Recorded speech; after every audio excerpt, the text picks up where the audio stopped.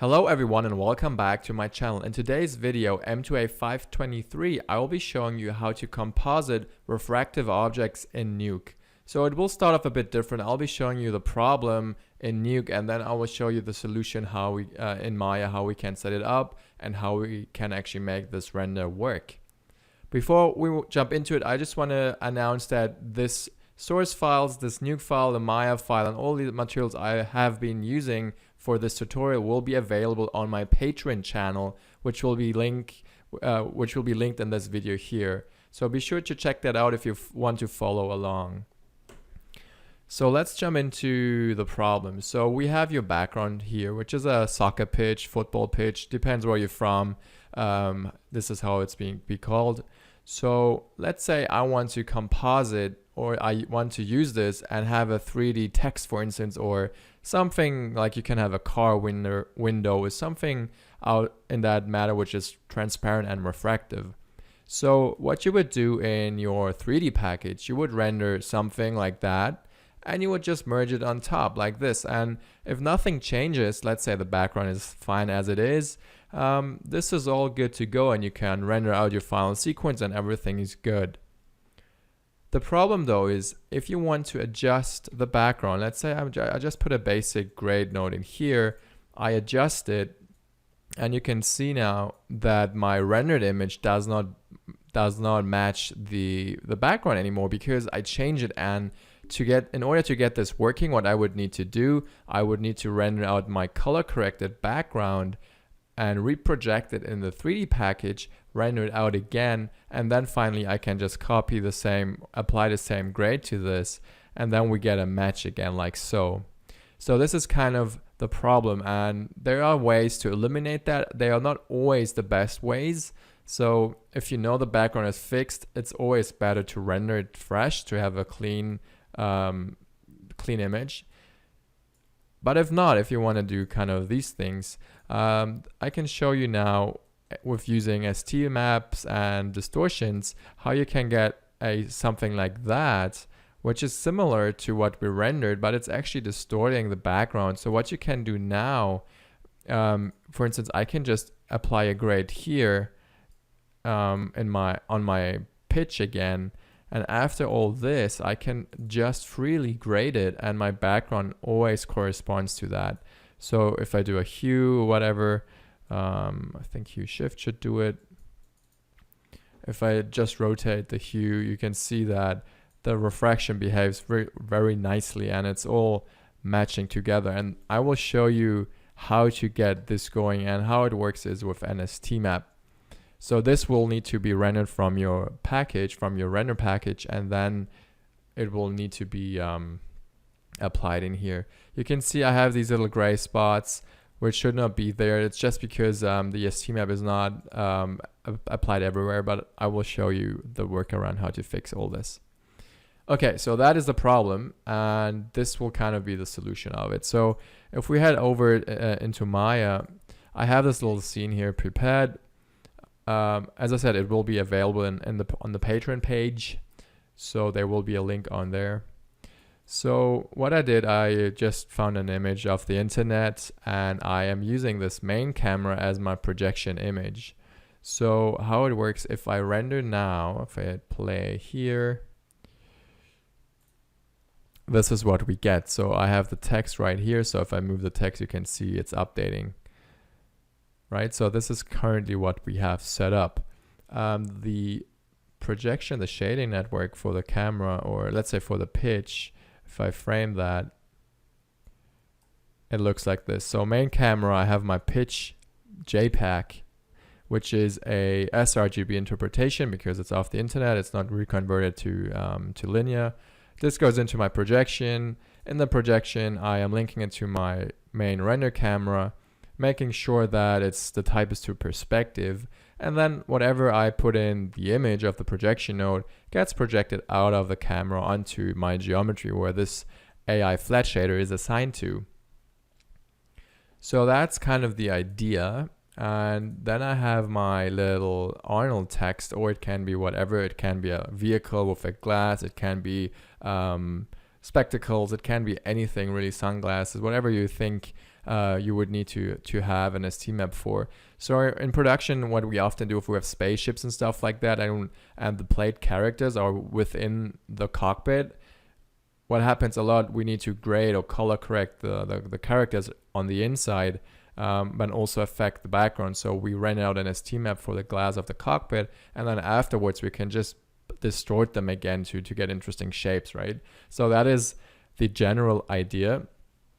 And as I said, you can always go back and forth, adjust the background, render it out again. So if I do color corrections in Nuke, for instance, I would do my grades, re-render out the background sequence, load it back in, project it back on, render again. So this would be the iteration, which is very costly if you have to do it lots of times. So now what we need to do is we need to kind of create this image in Maya, so, or in whatever render package you use. So to get a correct STmap, what I like to do is just create a ramp shader. I'm just showing it to you from the get-go. So an STmap ideally is square, so you can just create a constant, which is black, and you just choose a resolution. Let's say we want 2K, hook up the ramp, be sure to only output red, disable green and blue, no alpha as well. And then we want to start, the red is from left to right. So you want to make sure that every starting point is on 0, and the ending point for point 0, I think, or maybe let's say 0.1 should be on 2048. So this is already wrong. It needs to go from left to right. So that's definitely not why. It needs to be on the X one. So now you can see it starts from 0. If I view this in raw and linear, you can see that the color goes from 0 to 1 in a linear fashion. So in the middle we have 0.5, and if you look here at the color picker, it's 0.5 kind of in the center. You do the same thing with the green axis. So you double click the ramp. Instead of going X to 2048, we go Y 2048, and we change the color from red to green. If I check my green channel and view from ramp 4, you can see it goes from bottom to top with the same fashion. It goes from 0 to 1. And if I now just plus these two guys together, we should get a clean STmap. So this is what a clean STmap looks like. And you can see, if I grade it down, you can see that it's traveling in a linear fashion. If I play around with the exposure, you can see it's from the bottom left corner to the top right corner, which means in the top right corner we have 1 and 1 in R and G, which is red and green. That's the plan, that's the idea, and this is how it works. So then you just create a write node. Make sure you render out the full color spectrum. It's just, this doesn't go above 1, so you should be fine. But if you have values ranging above 1 in your STmap, you should be sure to, you should make sure you are outputting all the colors for that. So let's just do a export in, I have a materials folder. So this is already where all my textures will go. So I'll just call this projection STEXR, like so. All this is totally fine. I hit F7 to render my selected node. This is now rendered out. I can copy the path, head back to Maya. And what I will do now is I'll create a new file in node, which is again a projection. And the difference is we need to set it up a bit different. So then the plate projection. So I'm pasting in my path for my projection ST, hit enter, it loads, should load in here. There we go. And we do the same. So it's a perspective type. Camera is my main. And now it's important that this fit fill is to fill and not to horizontal, because what it means is that it will stretch the pixels along your resolution. And this should be resolution gate. So I actually don't really know. Oh, I haven't. We can test it just now as well. So anyways, this is that. And now if I hook up the out color to my flat shader, which is assigned to my pitch, you can see that this is now my STmap going onto the geometry. The only difference now is you can see the color space is set to sRGB, which is wrong because I output a linear image. So make sure this is set to raw and you get the correct color. So the top one should be a value of 1, and you can see here my color picker, the Y value is definitely 1, and my red value is also very close to 1.998. So this is correct, and this is the easy way to do it, right? So now the important thing is for STmaps, they don't like reflections or specular. So to get a clean STmap, you would need ideally also to remove bumps and all that stuff from your maps. You can try to play around when the bump is there, but I would suggest for the first test to just remove everything just to get a clean shader. So I'm clicking my Arnold shader, I'm going to the shading tab, and I'm just making sure that specular is on 0. What that means, it's a totally raw transmission shader. So if this is off, you can see it's black. So it's fully transmissive. Opaque in my, opaque should actually be off. So it's not casting shadows, I think. So if you have glass objects, make sure opaque is off.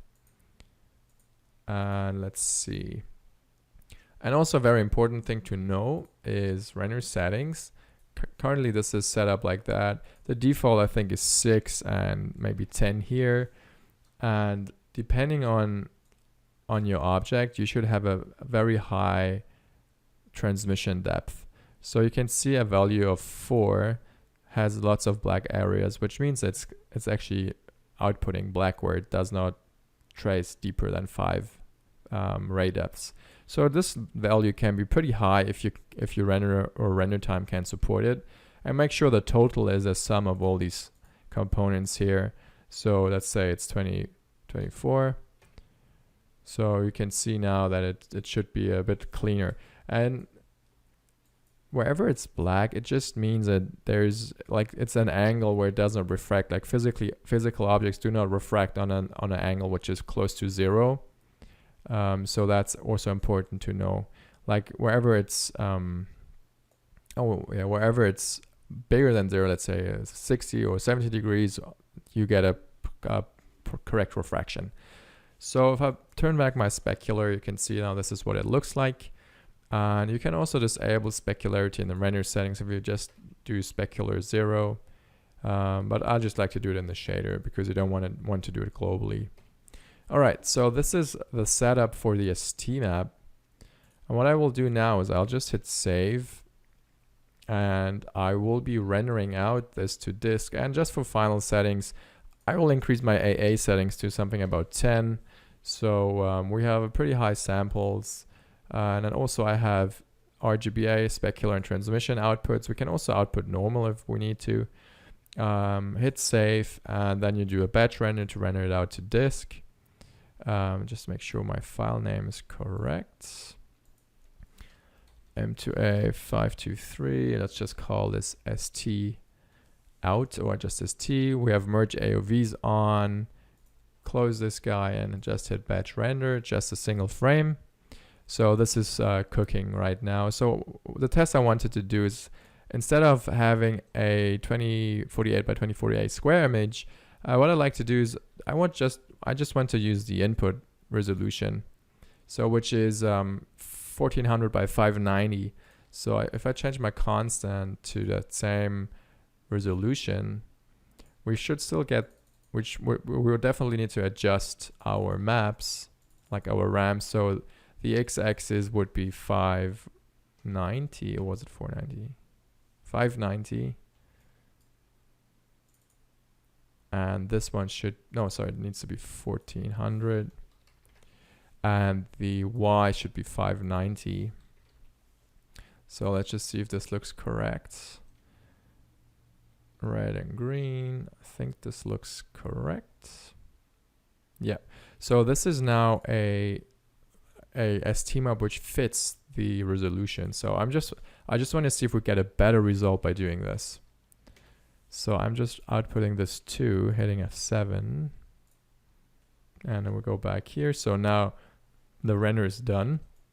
So in here, instead of using the projection as Tmap, I want to use the res map. Make sure it's also set to raw. And in the projection, what you can do now is, I think fill should be still fine, but it's not stretching it much because the resolution is already correct, right? Or that's my understanding of this. We can also just try to change it to be horizontal. Shouldn't see much of a difference because it's actually a one-to-one match. So the bottom left is, no, the Y, let's see. There's like a little offset here, which is interesting. Okay, but anyways, let's just render this out again and see what we get. So I'm just changing the ST out to underscore resolution. So just that I know what I'm outputting here. Render and render batch. So this is cooking. So if I head back to Nuke and I load in my two files, this is my material. So we will need to go back to Maya images, and this would be that. So that is the one which has not been stretched. So this is the 2K STmap.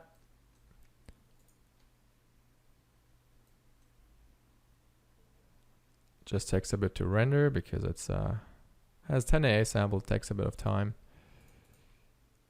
Okay. All right, so we definitely moved it. So let's just load in the other one. So this is the one which has the correct color information, like the correct resolution. I just want to see if there's actually a difference. I don't think so. Oh, well, there's actually a jump. So it might actually be better to always create an STmap which is the same as your render resolution. But let's just see after we distort it. So back to Maya. So now what we want to do in Maya, we want to assign the projection shader again, which is the pitch shader. And if I just assign this to my flat shader again, for now change the settings back to 2, so we have faster render times to test. So this is now the pitch back on. The only difference, or the only thing we need to make sure is we bring back the specularity of this.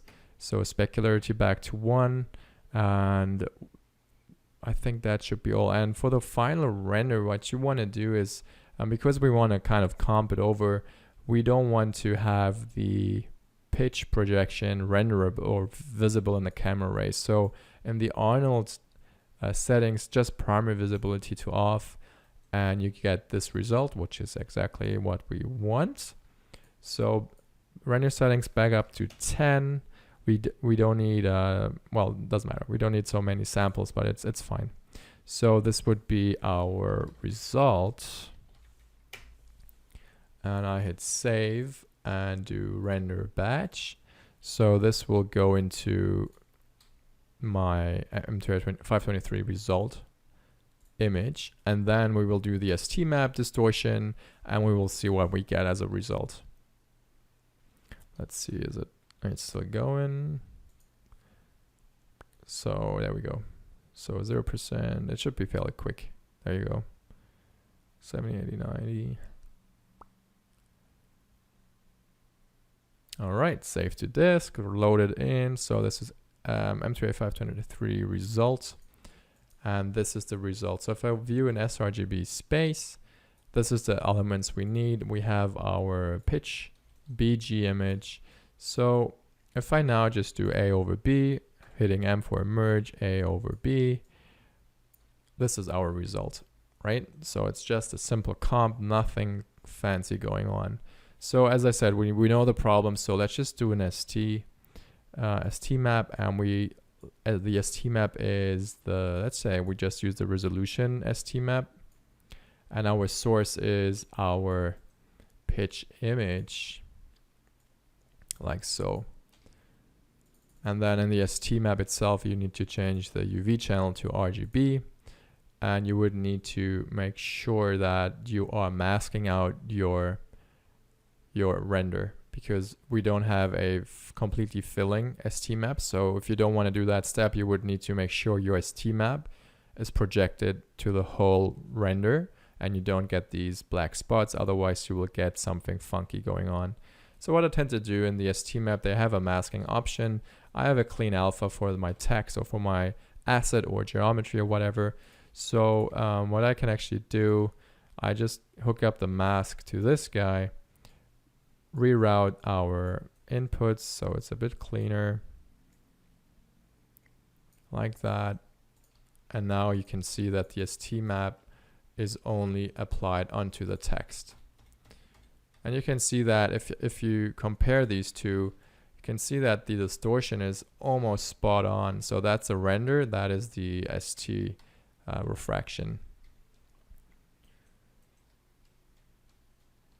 It's a bit more blurry. So what you can do, you can, I think in here you can change your filters so it's a bit more blurry. Yeah, so this one, for instance, the notch one is a bit more blurry, which might be a bit too much, but this is kind of what you got to do. Right, so this is now the effect. So let's just see if there's a big difference as we switch. Oh, it's so minor, there's actually nothing going on. Tiny bit in the image. So however you want to do it, it doesn't really matter. It's just a minor discrepancy. Okay, so we rendered out a specular AUV. So this is the specular one. And what you can do, you can just plus this guy back on top. So you have a nice composition. So A plus B. So we will go hook this up right here. And then you would need to shuffle out the specular like so, and then in here you have specular, which is now isolating this RGBA. So if I view from the shuffle, it's our spec pass, and this is being plussed on top, so you get the nice specular edges. So as I said, you can now do funky things. You can completely change your background. You can, like, let's say, oh, I don't want to use that background, so you can use, we can just use it quickly, something else. Let's see. If I just load in an HDR or something. What else do we have? Work resources.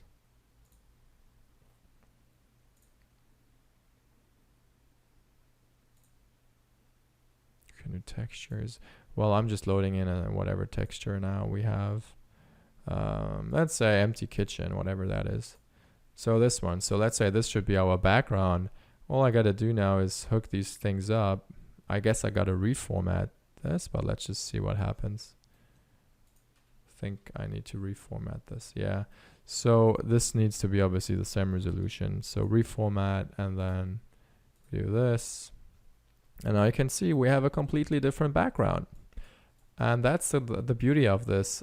It's all very procedural, and you don't need to accept the spec, which is obviously not working because it's picking it from here. So if you don't want to spec, then you just disable that, or you would need to re-render the beauty. But you can see the power of this to quickly change out your backgrounds or adjust them, and it just works because it's actually distorting the background image instead of baking it into the render.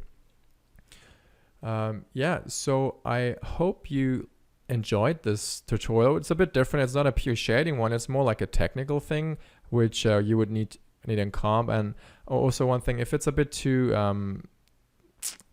what do you say, too rough or too edgy, you can also blur it a bit, and it might help in some occasions. So if you would just blur the STmap, needs to be very subtle though, otherwise it will go crazy. You can see now a little bit of blur always helps a bit. So something like that maybe. So it's not too crazy, but it's a lot nicer to look at. It's not these hard edges anymore. So keep that in mind. You can blur it a bit. You can also make sure your render samples go even higher to get an even better result. So switching back to my pitch image. There you go. So yeah, again, I hope you enjoyed this course. Leave me a thumbs up if you liked it, and obviously follow me on Patreon to always get scene files. And also there's a tutorial on Arnold fundamentals, which is on Udemy, where you find a link in the description as well. So thank you guys for tuning in, and I will see you in the next tutorial.